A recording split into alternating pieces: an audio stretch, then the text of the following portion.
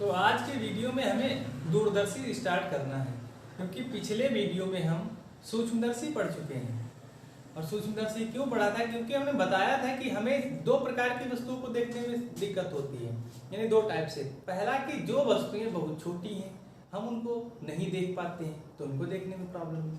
दूसरा, जो वस्तुएं बहुत दूर हैं, जैसे खगोलीय पिंड, चंद्रमा, तारे, तो इनको देखने में दिक्कत होती है। तो सूक्ष्म वस्तुओं को देखने के लिए सूक्ष्मदर्शी का प्रयोग किया जाता है। सूक्ष्मदर्शी पिछले वीडियो में पढ़ चुके हैं। अब दूर स्थित वस्तुओं को देखने के लिए हमें दूरदर्शी का प्रयोग करना होता है। तो अब दूरदर्शी के बारे में पढ़ लेते हैं। यानी यहाँ पर हम पढ़ेंगे खगोलीय दूरदर्शी।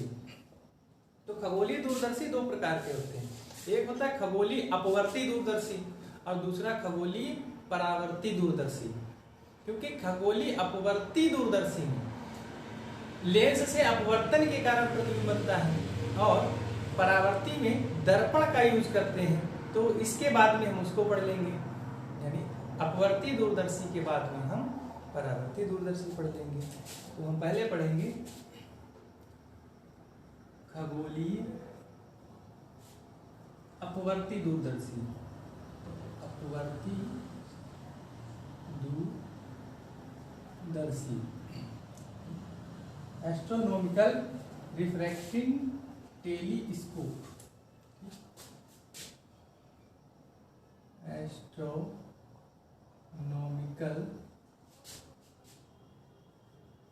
Refracting telescope.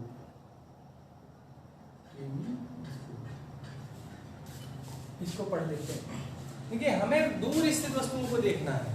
अब दूर स्थित वस्तुएं, यानी इसका मतलब है कि हमारे लिए वस्तुएं अनंत पर है। और दूर स्थित वस्तुएं जैसे चंद्रमा है, चंद्रमा बहुत बड़ी वस्तु है, यानी बड़ा है। तो इसके लिए हमें एक बड़े लेंस का प्रयोग करना होता है। यानी इसको बनाने के लिए हमें दो लेंसों की आवश्यकता होती है, जिसमें एक बड़ा होता है और एक छोटा होता है। बड़े लेंस को अभिदर्शक कहते हैं और छोटे को नेत्रिका कहते हैं। अब जब बड़ी वस्तु का हमें प्रतिबिंब देखना है, यानी बड़ी वस्तु को देखना है, तो जो बड़ा लेंस है उसको आगे रखते हैं, यानी वस्तु की ओर रखते हैं। क्योंकि एग्जाम में जब आएगा तो आपको उसमें क्या है, इसकी संरचना लिखनी होगी, उसके बाद में प्रतिबिंब का बनना और उसके बाद में इसकी आवर्तन क्षमता।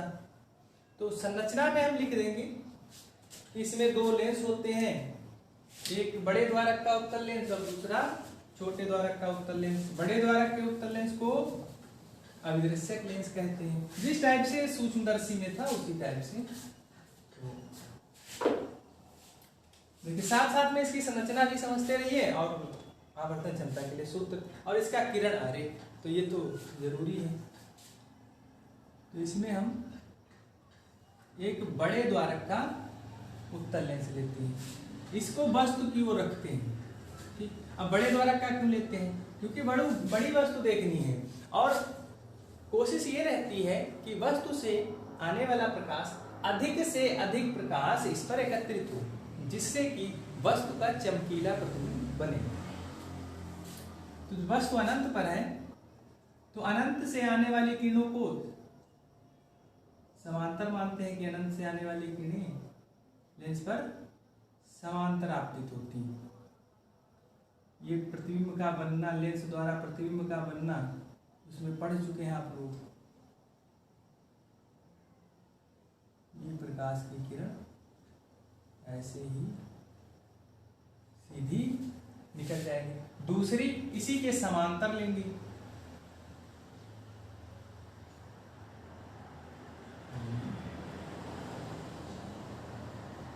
इसका किरण आरेख ध्यान से समझते रहिए। ये लेंस है, वस्तु कोई अनंत पर रखी है, एक वस्तु, ये ए बी वस्तु है, बहुत दूर रखी है। दूसरी प्रकाश की किरण,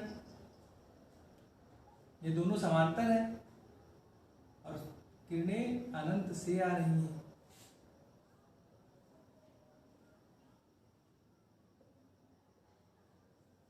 इस प्रकार से इसको आगे बढ़ाएंगे और ये एक दूसरे को इस प्रकार से कहीं पर काट देंगे।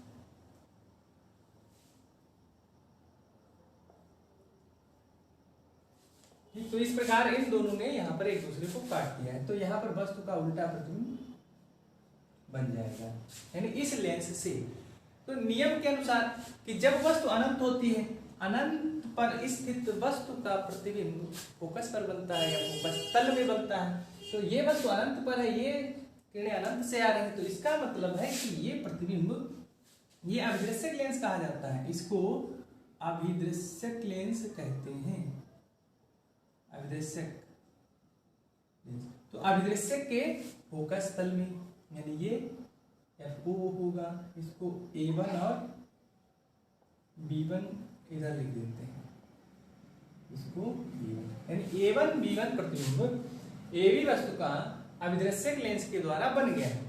अब हमें इस प्रतिबिंब को देखना है और बड़ा करके, तो इसके लिए हम एक दूसरा उत्तल लेंस लगा लेते हैं इसी के आगे, जो इसकी तुलना में छोटा होता है, क्योंकि इसको नेत्रिका कहते हैं, क्योंकि हमें उस लेंस से प्रतिबिंब को देखना है। तो हम लेंस आंख के साइज का या इसे थोड़ा सा ही बढ़ा लेते हैं।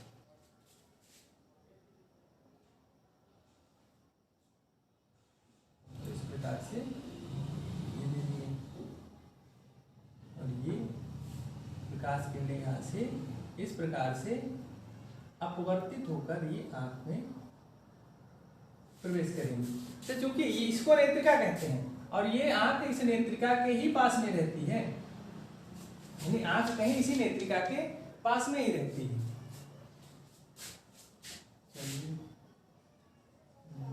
अब ये चित्र के हिसाब से हमने कुछ दूर बना दिया है। ये वो, एक मिनट, ये दूरी BO होगी और FO भी होगी, क्योंकि ये फोकस तल में बना है, तो ये दूरी FO इधर वस्तु रखी है।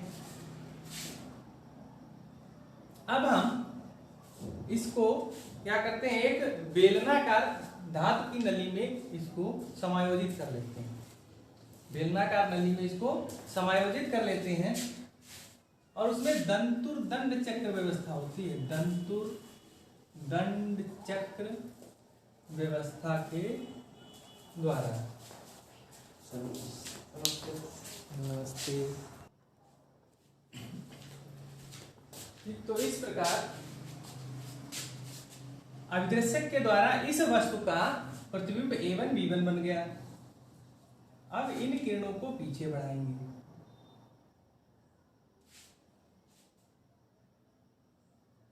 ये प्रतिबिंब पीछे बनेगा। कैसे पीछे बनेगा कि इसमें दंतुर दंड चक्र व्यवस्था होती है, कि जिसके द्वारा, यानी ये बेलनाकार पाइप होती है, इसमें ऐसी व्यवस्था होती है कि हम इसको टाइट करेंगे तो आगे पीछे ये दोनों लेंस पास में भी आएंगे और दूर भी जाएंगे।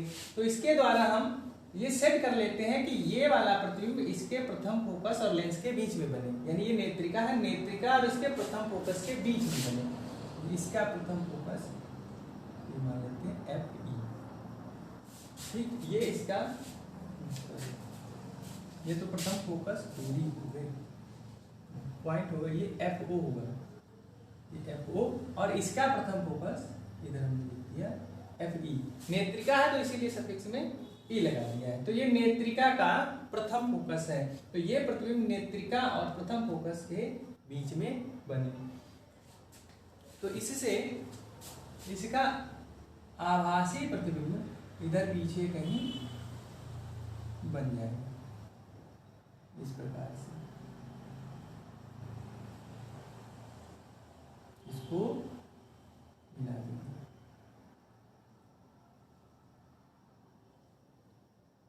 यहाँ पर ये प्रतिबिंब बन गया A2 और B2।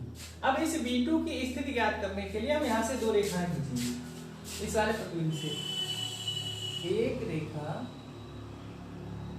इसके प्रकाशिक केंद्र से होकर जाएगी और दूसरी हम लेंगे मुख्य अक्ष के समांतर, और समांतर वाली इधर इसके ऊपर से होकर चली जाएगी।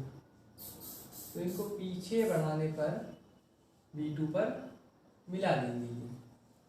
तो इस प्रकार से हमें B2 की स्थिति मिल गई है। तो ये समायोजन और इसका किरण आरेख हो गया इसी में, ठीक। अब इसके बाद आवर्धन क्षमता ज्ञात करेंगे। आवर्धन क्षमता को ध्यान से समझिए। आवर्धन क्षमता, ये इधर से आ रहा है इसलिए ठीक है, आवर्धन क्षमता आ रही है। तो आवर्धन क्षमता कैसे ज्ञात करेंगे? आवर्धन क्षमता का सूत्र जानते हैं आप लोग कि m बराबर बीटा अपॉन अल्फा, यानी प्रकाशिक यंत्र द्वारा आंख पर बना दर्शन कोण बटे वस्तु द्वारा आंख पर बना दर्शन कोण। तो प्रकाशिक यंत्र द्वारा कौन सा कोण है? तो अब हम इस B2 की स्थिति को मान लें कि ये वाला कोण बीटा मान लिया, और ये प्रकाशिक यंत्र के द्वारा यानी अंतिम प्रतिबिंब द्वारा, ये कह सकते हो ये बीटा अंतिम प्रतिबिंब द्वारा आंख पर बना कोण है। क्योंकि ये आंख हमारी इस नेत्रिका के पास में ही है, तो इस बीटा को ही मान लिया जाता है कि अंतिम प्रतिबिंब द्वारा आंख पर बना कोण है।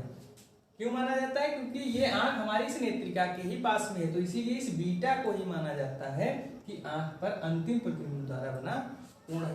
तो हम इस बीटा को ज्ञात कर लेते हैं किस त्रिभुज से? A1 B1 E से, त्रिभुज A1 B1 E में। क्योंकि बीटा छोटा है तो इसीलिए बीटा बराबर tan बीटा, और tan सूत्र होता है लंब बटे आधार, लंब इसका होगा A1 B1, आधार EFO या E A1, A1 B1 बटे A1 E। तो यहां से बीटा बराबर A1 B1, ये हम मान लेते हैं कि ये प्रतिबिंब है, तो इस प्रतिबिंब की लंबाई h डैश मान लेते हैं, प्रतिबिंब की हाइट h डैश। तो A1 B1 हो जाएगा h डैश माइनस का, क्योंकि प्रतिबिंब मुख्य अक्ष के नीचे है, मुख्य अक्ष के प्रतिबिंबों को माइनस साइन के साथ लिखते हैं। तो minus h dash upon A1 E, ये बन रहा है इसके फोकस पर, ठीक। और ये दूरी कितनी है? इस दूरी को हम लिख देते हैं। नेत्रिका के लिए ये वस्तु का कार्य कर रहा है, ये प्रतिबिंब है इसके लिए, अभिदर्शक लेंस के लिए प्रतिबिंब है, लेकिन नेत्रिका के लिए ये वस्तु का कार्य कर रहा है। तो नेत्रिका से वस्तु की दूरी UE लिख देंगे। तो A1 E हो जाएगा UE, तो ये हो जाएगा माइनस का UE, लेकिन इसको अभिदर्शक के लिए ही हम देखते हैं। चलिए ठीक, तो minus h dash upon UE, ये तो हमें बीटा मिल गया। अब अल्फा ज्ञात करेंगे। अब अल्फा क्या होता है? ये वस्तु द्वारा आंख पर बना कोण है। तो चूंकि वस्तु अनंत पर है, बहुत दूर है, तो वस्तु ये कोण बना रही है अभिदर्शक पर, इसको मान लेते हैं अल्फा। तो इसी कोण को मान लेते हैं कि आंख पर बना कोण है। तो ये अल्फा है, तो एकांतर कोण से ये भी हो जाएगा अल्फा, ये अल्फा हो गया। तो इस त्रिभुज में A1 B1 C में, त्रिभुज A1 B1 C में, इसमें सूत्र लगा देंगे tan अल्फा, चूंकि अल्फा छोटा है तो alpha equal tan alpha A1 B1 upon ये दूरी CA1, तो alpha equal A1 B1 minus h dash, इसको minus h dash upon CA1, C प्रकाशिक केंद्र से, A1 यहाँ पर प्रतिबिंब, इसका अभिदर्शक का प्रतिबिंब है, और ये फोकस तल में है, तो ये FO दूरी होगी, इसके फोकस पर है, तो ये FO, ठीक। तो हमें ये बीटा मिल गया, ये बीटा का मान हो गया, और ये वाला मान, ये माइनस माइनस हो जाएगा प्लस। तो अब हम आवर्धन क्षमता का व्यापक सूत्र ज्ञात कर लेंगे। आवर्धन क्षमता m बराबर होता है बीटा अपॉन अल्फा। तो m इक्वल बीटा की वैल्यू है h upon h dash upon UE, और अल्फा की value minus h dash upon FO। तो m इक्वल ये h डैश से h डैश कैंसिल, और ये FO ऊपर आ जाएगा, तो ये माइनस FO अपॉन UE। ये आवर्धन क्षमता का व्यापक सूत्र है। अब हम आवर्धन क्षमता ज्ञात करते हैं दो स्थितियों में। पहली स्थिति की जब प्रतिबिंब अनंत पर बनना है, अनंत पर प्रतिबिंब मतलब शांत नेत्र के लिए, तो दोनों स्थितियां लिख लेते हैं। पहला केस कि जब अंतिम प्रतिबिंब, यहां लिख लेना, अंतिम प्रतिबिंब अनंत पर बन रहा हो। जैसे जब प्रतिबिंब अनंत पर बनेगा, प्रतिबिंब अनंत पर, अब अंतिम प्रतिबिंब इस नेत्रिका से बनता है, तो नेत्रिका से अंतिम प्रतिबिंब अनंत पर कब बनेगा? जब वस्तु नेत्रिका के फोकस पर हो। जब वस्तु फोकस पर होती है तब प्रतिबिंब अनंत पर होता है। तो नेत्रिका का फोकस ये है, इसका मतलब है ये जो UE है ये FE के बराबर हो जाएगा, यानी इसके लिए ये वाला प्रतिबिंब इसके फोकस पर होना चाहिए, यानी हम सूत्र में UE की जगह पर हम FE यूज कर देंगे, तब आवर्तन हमें मिलेगा -FO/UE की जगह पर यूज कर देंगे FE। ठीक, तो इस प्रकार से हमें ये मिल गया है, हम इसको उपयोग कर लेंगे। और इस स्थिति में दूरदर्शी की लंबाई, इस स्थिति में दूरदर्शी की लंबाई यानी दोनों लेंसों के बीच दूरी, इस स्थिति में दूरदर्शी की लंबाई हो जाएगी FO + FE, ये हो जाएगी। अब इसका सेकेंड केस कि जब अंतिम प्रतिबिंब स्पष्ट दृष्टि की न्यूनतम दूरी पर बन रहा हो। तो अब हम स्पष्ट दृष्टि की न्यूनतम दूरी पर, मतलब ये वाला प्रतिबिंब इसके लिए D दूरी पर बने, ये वाला प्रतिबिंब जो इससे VE दूरी पर है वो हो जाए D दूरी पर, यानी VE की जगह पर -D रख देंगे। चलिए इसको मिटा देते हैं, इसको नोट करते रहिए कि जो दूसरा केस है कि जब अंतिम प्रतिबिंब स्पष्ट दृष्टि की न्यूनतम दूरी अर्थात D पर बन रहा हो, D पर बन रहा हो, तो क्या चल जाएगा कि हम VE की जगह पर -D यूज कर देंगे। तो फार्मूला यूज कर देंगे नेत्रिका के लिए 1/FE = 1/VE - 1/UE।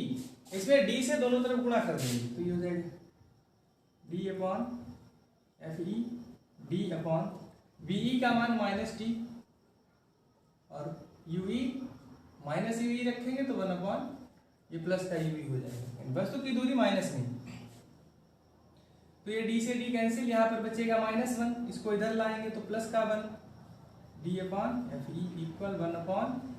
1/UE, ये मिल गया। और हमारे पास आवर्धन क्षमता का व्यापक सूत्र है FO/UE। तो यहाँ पर FO हो जाए, इसका मतलब है कि हमें FO से गुणा करनी होगी, FO से गुणा करेंगे तो 1 + D/FE = FO/UE। अब आवर्धन क्षमता का सूत्र लिख देंगे, M बराबर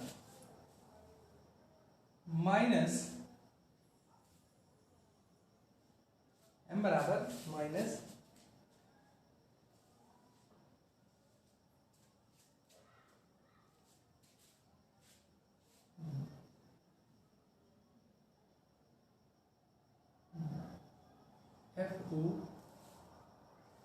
एक मिनट, इस FO/UE का मान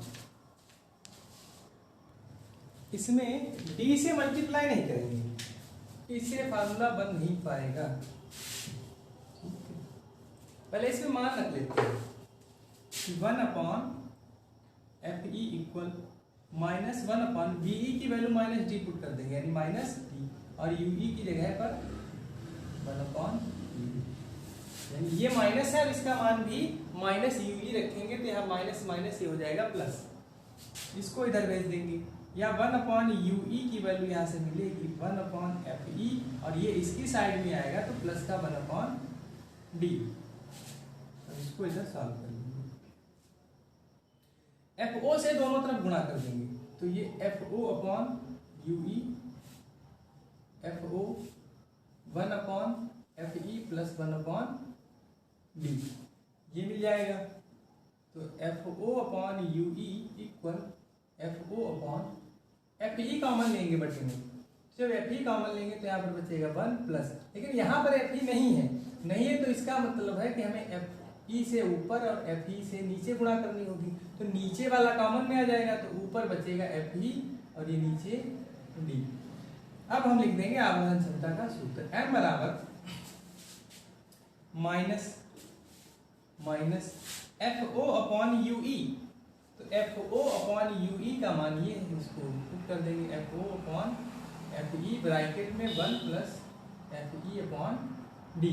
तो इस प्रकार जब अंतिम प्रतिबिंब स्पष्ट दृष्टि की न्यूनतम दूरी पर बनता है तब ये सूत्र हो गया दूरदर्शी के लिए, यानी आवर्धन क्षमता के लिए। अब इसमें दूरदर्शी की लंबाई, इस अवस्था में दूरदर्शी की लंबाई ये हो जाएगी F O plus U E, दोनों लेंसों के बीच की दूरी। तो इस प्रकार से ये खगोलीय दूरदर्शी में इसका किरण आरेख, प्रतिबिंब का बनना और आवर्धन क्षमता तीनों कंप्लीट हो गए। इसके बाद में पढ़ेंगे परावर्तित दूरदर्शी। चाहे अपवर्तित दूरदर्शी को, इसको अपवर्तक दूरदर्शी लिखा होता है, अपवर्तक दूरदर्शी ये भी कहते हैं। अब हमें पढ़ना है इसके आगे परावर्तक दूरदर्शी। अपवर्तक दूरदर्शी में कुछ दोष थे, जैसे वर्ण विपथन, गोलीय विपथन, यानी रंगों का भेद सही से नहीं हो पाता था। वर्ण विपथन मतलब रंगों का दोष था कि अलग अलग रंगों के प्रतिबिंब अलग अलग बन रहे थे, ऐसी समस्याएं आ रही थी। प्रतिबिंब स्पष्ट नहीं था, चमकीला नहीं था, और भी कई समस्याएं थी कि इसमें अभिदृश्यक लेंस बहुत बड़ा बनाया जाता है इसके लिए, तो बड़े लेंस को बनाना कठिन काम है, इसके लिए खर्च भी अधिक होता है, यानी ये खर्चीला होता है। तो जब आगे पढ़ाएंगे तो बताएंगे।